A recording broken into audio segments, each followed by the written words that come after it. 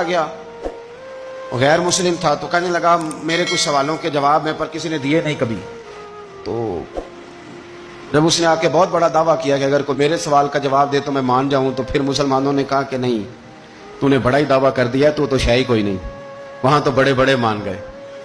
تو ہمارے ساتھ حضرت مولا علی شیر خدا کے پاس لے گئے، تو اس نے بڑے بڑے مشکل سوال کیے. پہلی بات وہ کہنے لگا آپ مجھے 2 ایسے دوست بتائیں جن میں کبھی لڑائی نہیں ہوئی. تو حضرت علی کہنے لگے تو بڑے دعوے کر رہا تھا کہ میں بڑے لمبے سوال پوچھوں گا. وہ 2 دوست جن میں کبھی لڑائی نہیں ہوئی وہ جسم اور روح ہیں بھی کٹھے ساتھ رہتے، دوست بھی ہیں، پر کبھی آپس میں لڑائی، بڑے بڑے گناہ کرتا ہے، جسم پر روح ناراض نہیں ہوتی، وہ ساتھ ہی رہتی ہے.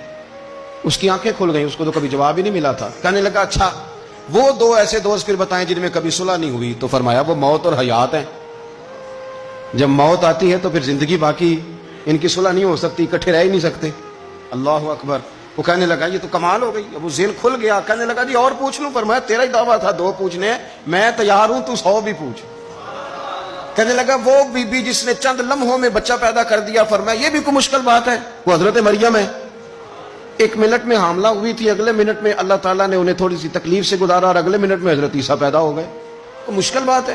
کہنے لگا جی وہ 2 چیزیں جو حرکت نہیں کرتی. فرمایا یار جلدی پوچھ، ٹائم نہ ضائع کر، جلدی پوچھ. وہ 2 چیزیں جو حرکت نہیں کرتی وہ زمین آسمان ہے. اس نے کہا وہ 2 چیزیں جو ٹھہرتی نہیں. فرمایا وہ سورج اور چاند ہے جو حرکت ہی کرتے رہتے. کہنے لگے اچھا وہ بتائیں جی جو کھا تو بڑا کچھ کیا پر پیا اس نے کچھ بھی نہیں. تو حضرت علی فرمانے لگے وہ حضرت موسیٰ علیہ السلام کا عصا ہے، جادوگروں کے سانپ سارے ہی کھا گیا پر پانی کا گھونٹ بھی نہیں پیا.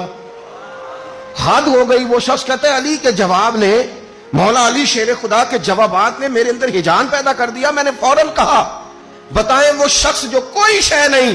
تو حضرت علی کہنے لگے جو میرے نبی کا کلمہ نہ پڑھے وہ کوئی شے نہیں. کہنے لگے وہ بتائیں جو بڑی شے ہو. فرمایا جو چاہے کہ اس کی عزت کعبے سے بھی زیادہ ہو جائے اور وہ بڑی شے بن جائے تو وہ محمد عربی کا کلمہ پڑھ جائے. کافر کوئی شے نہیں اور مومن ہے بڑی شے. اس نے ہاتھ آگے بڑھایا، کہنے لگا پھر پڑھائیے.